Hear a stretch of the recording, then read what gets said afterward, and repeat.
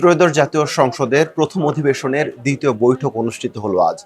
কি কি বিষয় নিয়ে আলোচনা হয়েছে এ নিয়ে আজকের সংবাদ বিশ্লেষণ রয়েছে। আমি আব্দুল্লাহ হুসাইন, আর আমার সঙ্গে যোগ দিচ্ছেন সহকর্মী রিয়াদুল করিম। স্বাগত আপনাকে সংবাদ বিশ্লেষণে। আজও তো আপনি প্রথম অধিবেশনের যে দ্বিতীয় বৈঠকটি হলো, সারাদিনে ছিলেন সংসদে, অধিবেশন দেখলেন। কি কি নিয়ে আলোচনা হলো আজ? আসলে অধিবেশন তো প্রথম দিন এক ধরনের উদ্বোধনী থাকে, দ্বিতীয় দিন থেকে একটা সুনির্দিষ্ট কার্যসূচি ফলো করা হয়।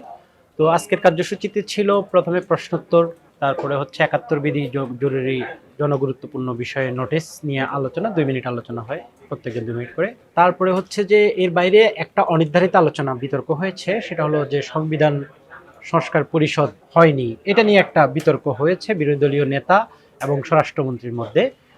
এর বাইরে ছিল হচ্ছে আপনার আপনি জানেন যে ১৩৩টা অধ্যাদেশ অন্তর্বর্তী সরকার করেছিল, সেগুলো আজকে একটা বিশেষ কমিটিতে পাঠানো হয়েছে, তারা এটা যাচাই করে প্রতিবেদন দেবে সংসদে।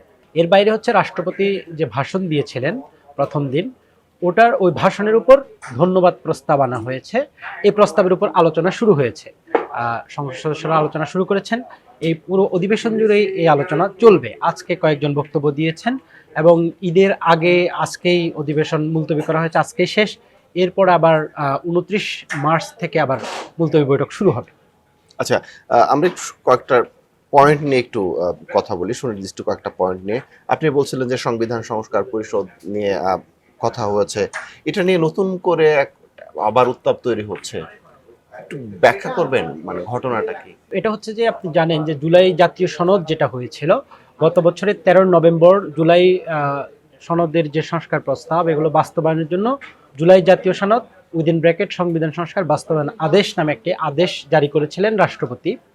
তো সেখানে বলা হয়েছিল যে সংবিধান সম্পর্কিত ৪৮টা প্রস্তাব, এগুলো নিয়ে গণভোট হবে। গণভোট হয়েছে এবং গণভোটে যদি হাঁ জয়ী হয় তাহলে একটা সংবিধান সংস্কার পরিষদ গঠিত হবে। যারা এমপি নির্বাচিত হয়েছেন তারা একই সঙ্গে একই দিন একই অনুষ্ঠানে দুটো শপথ নেবেন, একটা হচ্ছে যে সংসদ সদস্য হিসাবে, আর একটা সংবিধান সংস্কার পরিষদের সদস্য হিসাবে। এই সংবিধান সংস্কার পরিষদ ওই সংবিধান সম্পর্কিত যে সংস্কার প্রস্তাব এগুলো অনুমোদন করবে। তো কিন্তু আপনি জানেন যে গত ১৭ই ফেব্রুয়ারি যে শপথ অনুষ্ঠান ছিল, বিএনপির সংসদ সদস্যরা শুধু সংসদ সদস্য হিসেবে শপথ নিয়েছেন, তারা সংবিধান সংস্কার পরিষদের সদস্য হিসেবে শপথ নেননি। অন্যদিকে বিরোধী দলের এরা দুটো শপথে নিয়েছেন। তো যার ফলে বিএনপি তো ২/৩ বেশি মেজরিটি তারা আছে, তারা যেহেতু এই শপথটি নেয়নি, তো ওই পরিষদটা আসলে পূর্ণতা পায়নি। আমরা বলতে পারি যে এটা গঠিত হয়নি। জুলাই আদেশ বাস্তবায়ন আদেশে যেটা ছিল যে নির্বাচনের ফলাফলের ৩০ পঞ্জিকা দিবসের মধ্যে, অর্থাৎ ৩০ দিনের মধ্যে আপনাকে সংবিধান সংস্কার পরিষদের অধিবেশন আহ্বান করতে হবে। আজকেই হচ্ছে যে ওই ৩০তম দিন, মানে আজকেই শেষ হয়ে যাচ্ছে। তো এই সময়ের মধ্যে অধিবেশন ডাকা হয়নি। তো জামাত এবং এনসিপি চায় এই সংস্কার পরিষদ, এটা নিয়েই যেহেতু নির্ধারিত সময়ে এটা ডাকা হয়নি, বিএনপি শপথ নেয়নি, তো যার ফলে এইটা নিয়ে আবার নতুন করে একটা আলোচনা, একটা উত্তেজনা তৈরি হচ্ছে রাজনীতিতে। যেমন জামাত গতকাল আজকে বলেছে তারা আলোচনার মাধ্যমে সংসদ যদি না হয় তাহলে তারা রাজপথে যাবে।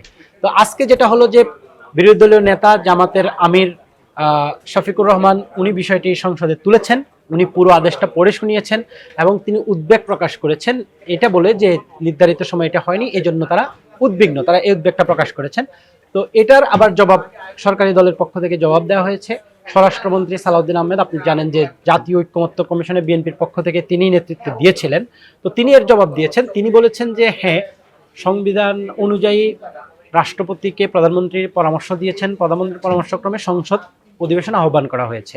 যেহেতু সংবিধান সংস্কার সভা বলে বা পরিষদ বলে সংবিধানে কিছু নেই, সেহেতু প্রধানমন্ত্রী রাষ্ট্রপতিকে এইটার বিষয়ে কোনো পরামর্শ দিতে পারেন না, দেননি।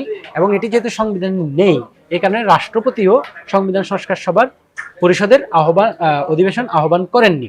এটা হলো একটা। তারপরে উনি আবার এটাও বলেছেন যে তারা জুলাই সনদ যেভাবে স্বাক্ষর করেছেন, নোট অফ ডিসেন্ট ছিল, সেভাবে তারা এটা বাস্তবায়ন করতে অঙ্গীকারাবদ্ধ বিএনপি।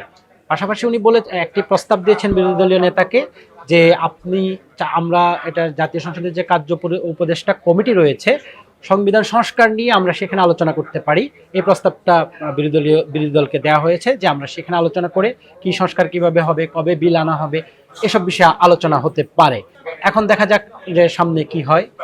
আর অন্যদিকে স্পিকার এই বিতর্কের পরে স্পিকার বলেছেন বিরোধী দলীয় নেতার উদ্দেশ্যে যে আপনি যে বিষয়টা তুলেছেন এটা খুবই গুরুত্বপূর্ণ একটা বিষয়, কিন্তু এভাবে হঠাৎ করে তোলাতে এটার প্রস্তুতির একটা বিষয় আছে, আপনি যদি নোটিশ আকারে বিষয়টা আনেন তাহলে এটার ভালো হয়, উনি পরামর্শ দিয়েছেন।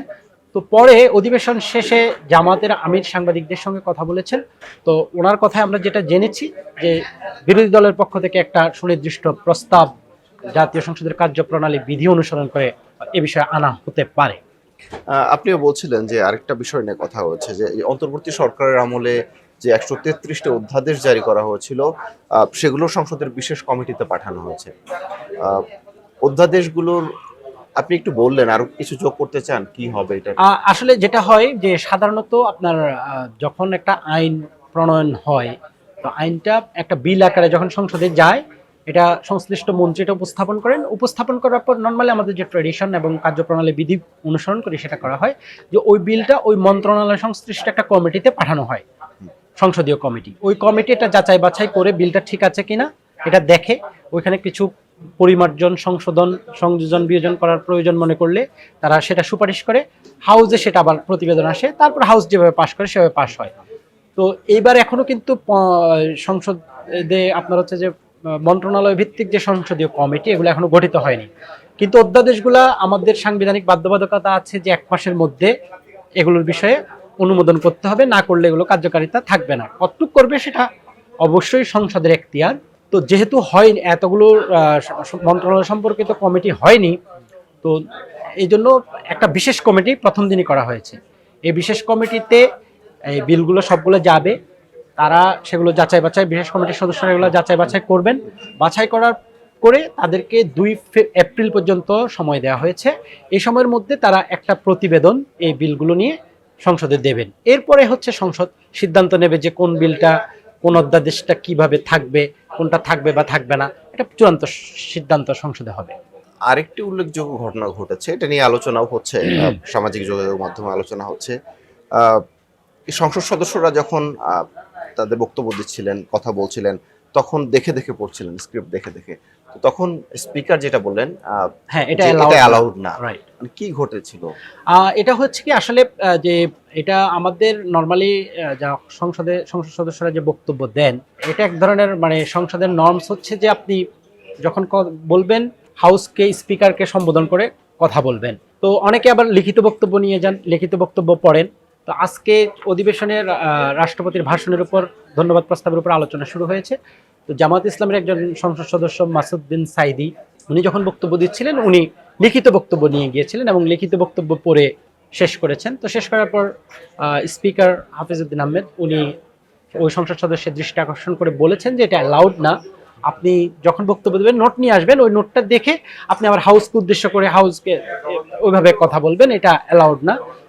আমরা চাইবো যে ভবিষ্যতে যাতে এটাই হয়। এরপরে আরেকজন সংসদ সদস্য অলিউল্লাহ, উনি ইসলামী আন্দোলন বাংলাদেশের, উনিও লিখিত বক্তব্য নিয়ে গিয়েছিলেন, লিখিত বক্তব্য পড়ে শুনিয়েছেন।